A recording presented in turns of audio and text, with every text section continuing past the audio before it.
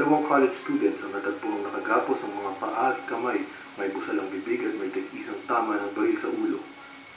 Nakilala ang mga biktimang sila Joven at Jack Guillermo, magkapatid. Ayon sa mga saksi, bandang alas 8 ng gabi ay nakita ang dalawang binatilyo na bumibili lamang ng isaw sa isang kanto sa may Makati City. Nang di kalaunan ay dinampot ng 5 kalalakihan at isinakay ito sa isang puting van. Hinihinalang droga ang motibo ng pagpaslang. Hindi makapaniwala ang magulang ng magkapatid. Hanggang ngayon ay hindi makausap ang kanilang ina. Samantalang ang kanilang ama ay kasalukuyang pauwi ngayon ng Pilipinas mula sa Saudi. Ayon sa mga impormasyong aming nakalap, hindi nakauwi ang magkapatid kaya nagpatulong ang kanilang ina sa mga kamag-anak upang hanapin ang mga ito. Laking gulat na lamang nila nang nakatanggap ng tawag mula sa hindi nagpakilalang lalaki na natagpuan ng patay ang kanyang mga anak. Pasintabi po sa mga naghahapunan ngayon, makikita niyo po ang mga larawan na ito na kinunan ng isang citizen. Makikita na nakaranas ng bugbog ang magkapatid habang nakagapos bago barilin. Hindi pa ngayon matukoy ang mga sospek. Hindi din matuntun ang puting van na ginamit sa kadahilan ng ayon sa mga saksi, nakatakip daw ng damit ang plaka nito. Isang honor student si Joven at meron Titili sa tanas! Ano ka ba? Naiwan yung nakabukas yung pinto. Eh, huwag ka muna pumasok. Ay, papasok ang tubig dito, oh. Alilinis lang ng sahig. babae na kilala Nagabi ka na naman. Pinaresto. Alam mo naman ang delikadong panahon ngayon. Mamaya mapagkamala ka pang adik. Siya ng mga Book study lang ho. habang nag-aabang ng bus Eh, tumawag ang papa mo kanina. Hindi ka daw makakontak. sa kanilang police car. Lobat ho ako eh. Ay nakarinig ng putok ang mga tao sa paligid. Oy, Utoy. Nga pala, sabi niya, bukas na daw padadala yung allowance mo. Kasama na din doon yung pera ibibigay mo sa akin para sa renta. Noong tinanong Sige ho, i-withdraw ko na lang po bukas. ay magiging lamang siya at sinabing pinagtanggol lamang At saka hindi pala pumayag ang nanay mo sa pag-shift mo. Kailangan ko daw i-check ang enrollment form mo. dito kung lamang siya mo. Ayon sa police ay iimbestigahan daw nila ang pangyayari base sa mga nakakalap nila. Paulang ka. Ang payong eh.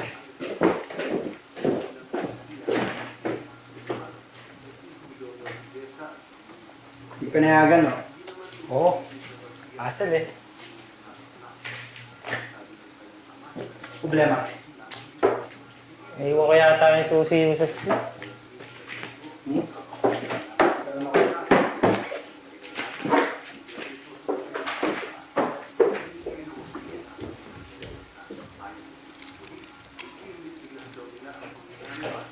Ayun.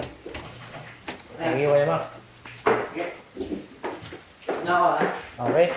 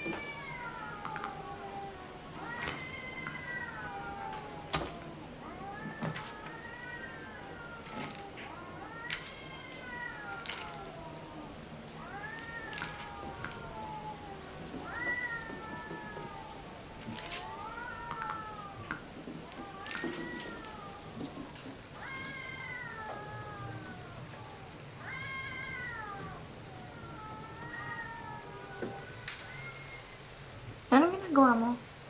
Sakit yung tila ko eh. Sino mo kapit? Yung ilalim, masakit. Sobrang sakit. Malis yung mga kamay niya. Punasan ko, oh. Hindi na. Labas. Ah.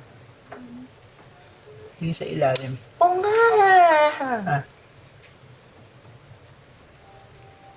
Wala, be. Parang nagkakamasin. Masul. Bakit? Hindi ko alam, pero inaral namin yun eh. Wait, talaga. Eh, sumabasin sa ilalim. Alis ka na? Ano ko? Fast food? Eat and go? Ano ka, politician? Bawal ng tanongin. Pinasukan mo ba yung klase mo kanina? Oh, ano ka? Politician ka na rin? Bawal kang tanungin? Meron kanina, pero hindi ako pumasok. Malakas kasi ng ulan eh. Kaya ako naman magdala ng payong, paniyara sa forma. Ano, be? Tapusin mo na yan kasi nag-iisang subject na lang yun eh. Ako kasi mag-gets kung bakit kailangan ng business math sa fine arts. Eh, hindi naman ako tanga para magbenta ng painting sa 3 for 100. No. Alam mo, dapat sa math na yan, tumanda na eh. Para matuto siyang isolve yung sarili niyang problema. Galing na. Galing-galing mo ah. Paano pag nagkaanak ka? Tsaka nagkaasawa ka? Anong papakain mo sa kanila? Canvas? Tsaka pintura? Eh di I will love them with all my art.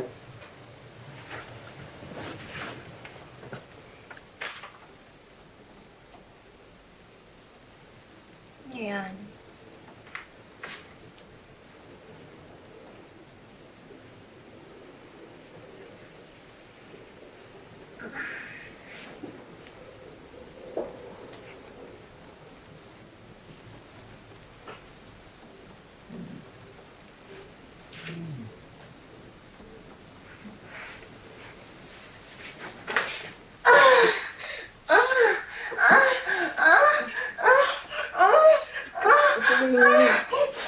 Kami, baka marinig tayo ni Charles. Hintay.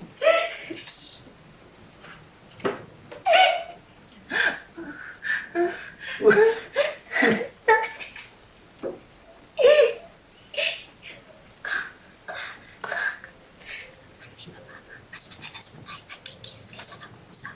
Ha? Ba't ka bumubulo? Sabi mo baka marinig ako ni Charles. Kasi mo ka. Sabi ko, napansin mo ba?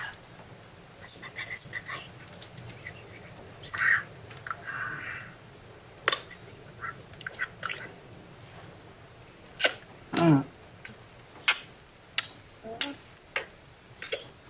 Siguro, alam mo, kung may sariling lingwahe yung mga labi natin. Sasabihin ng isa, yung sa isa, yung bakit. Nabasa lang yung pinakain ng gulay.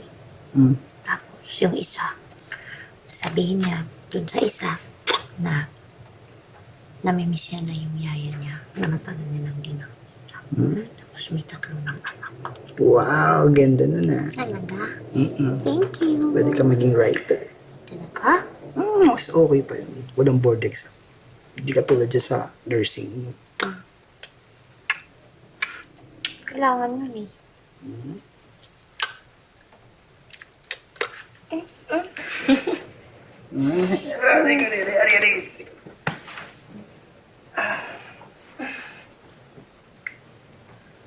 Ano ba yan kasi?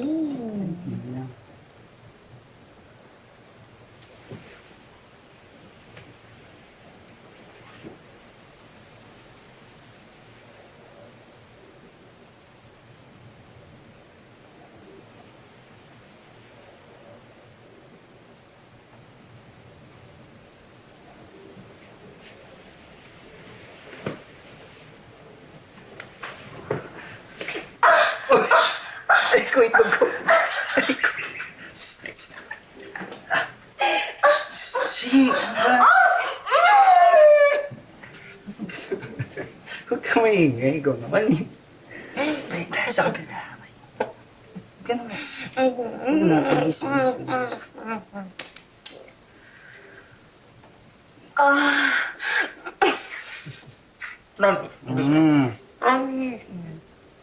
Huwag sa akin dito ah. Sabay tayo. Sabay tayo. Sige. Gusto mo? Sandali. Gusto mo? Gusto ko. Okay. Game. Ah. Ah. Ah. Ah.